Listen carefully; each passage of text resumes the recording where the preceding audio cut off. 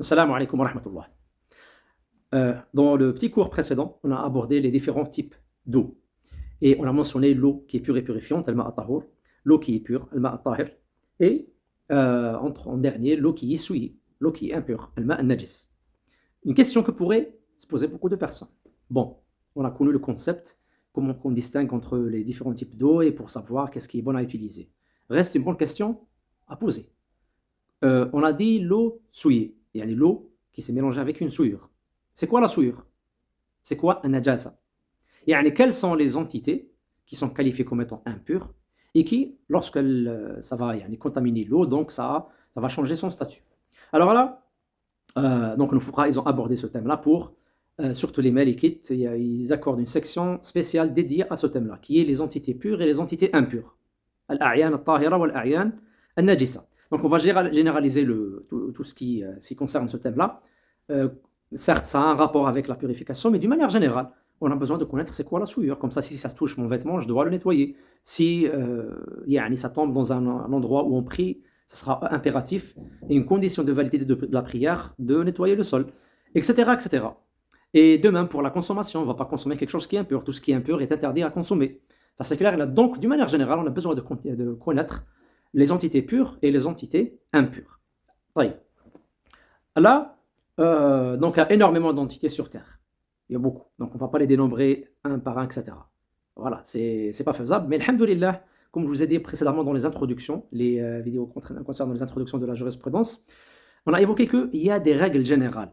Qawa'id amma. Des règles générales qui vont. On peut trouver une règle générale qui va engendrer énormément de détails, c'est-à-dire de cas de figure détaillés. D'accord? Une règle qui va s'appliquer par rapport à beaucoup d'entités. Ce qui est le cas dans notre thème ici. Al-aslu fil ashya at-tahara. Ça, c'est la première règle à apprendre par cœur, elle est importante. Al-aslu fil ashya at-tahara. La règle dans les entités est la pureté. Si on veut compléter la pureté et la licéité. C'est-à-dire, à la base, tout ce qu'il y a sur Terre, tout ce qu'il y a dans le monde est pur et permis à utiliser. Jusqu'à preuve du contraire.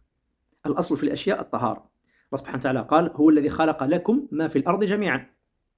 C'est lui qui a créé pour vous tout ce qu'il y a dans le monde, ou bien tout ce qu'il y a sur la terre.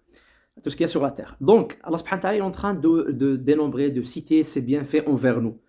C'est pas convenable ni logique qu'il cite un bienfait envers nous et ce bienfait il est impur et interdit à utiliser. Non, au contraire. Il a créé ça pour nous, pour qu'on l'utilise, c'est-à-dire c'est licite et c'est pur. Donc tout est pur jusqu'à preuve du contraire. Donc, car ce qui est pur est indénombrable, est illimité. Et ce qui est impur, c'est limité.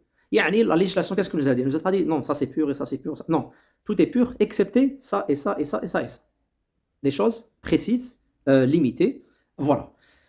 Mais quand même, donc on pourra se contenter de citer ce qui est impur et on saura que tout le reste est pur. Mais quand même, on va citer beaucoup de choses qui sont pures. Pourquoi? Parce qu'on pourrait imaginer, certaines personnes pourraient imaginer que c'est impur alors que ça ne l'est pas. Et là, l'impureté, on parle d'une impureté dans un sens religieux, dans un sens c'est-à-dire c'est la législation qui a déterminé qu'est-ce qui est pur, qu'est-ce qui n'est pas impur. Donc c'est pas le goût des gens. Le goût, il peut changer d'une personne à une autre, d'une région à une autre, etc. Voilà. Donc, al-maradu fi hada ila shara'. Donc il y a les entités pures et les entités qui sont impures. Et à la base, tout est pur jusqu'à preuve du contraire. Ça, c'est la première règle. On va commencer à aborder les entités pures. Parmi ceux-ci, on notera, on va parler tout d'abord par rapport aux êtres vivants.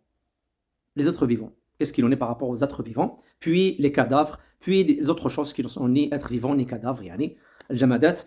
Voilà, et pour citer qu'est-ce qu'il en est par rapport à ça. Alors là, concernant les êtres vivants, la règle, c'est une règle générale chez les malikites, c'est que kullu hayyin tahir. Kullu hayyin tahir. C'est une règle. Tout ce qui est vivant est pur. Tout ce qui est vivant est pur. À l'état de vie, humain, animal, etc., insecte, tout ce qui est vivant, c'est pur. On ne parle pas de quelqu'un qui est touché par une impureté qui l'a pollué. Là, on parle c'est-à-dire l'être vivant en lui-même. S'il est touché par une impureté, ça c'est autre chose.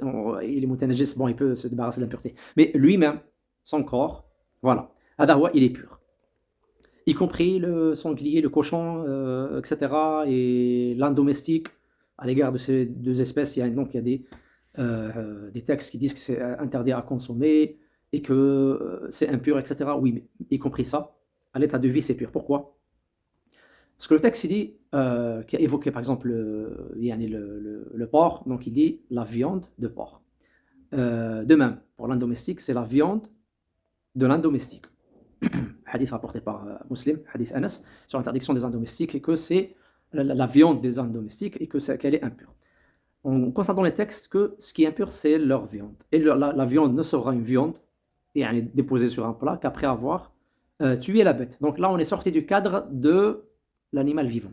On est rentré dans le cadre de quoi? De l'animal qui est mort. D'accord?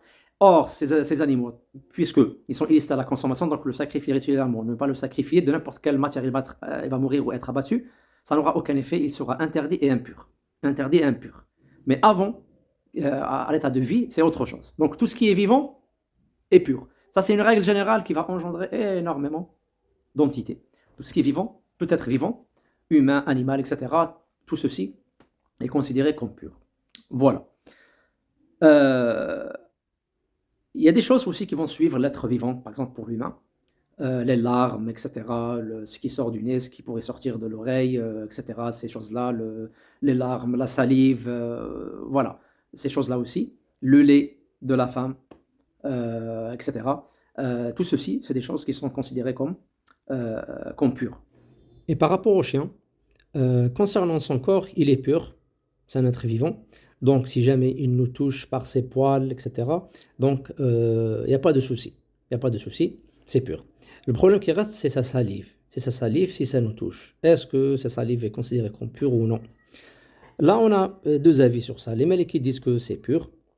Et les autres, contrairement aux autres écoles qui sont majoritaires, qui disent que c'est impur. À l'égard de ça, on a le hadith où le prophète sallallahu alayhi wa sallam nous a ordonné de laver le récipient dans lequel a bu un chien 7 fois en utilisant de la terre, etc.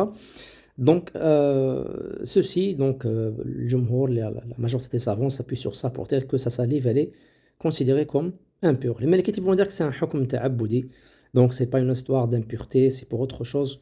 Ala kulli hal, par précaution, on prend l'avis de le jumhur, c'est que si on est touché par la salive du chien, on se nettoie. On se nettoie. Hada huwa. Contrairement à ces autres parties de son corps qui sont pures. Il va y avoir d'autres choses qu'on va aborder, Inch'Allah Ta'ala. Ça va venir, Inch'Allah Ta'ala, petit à petit.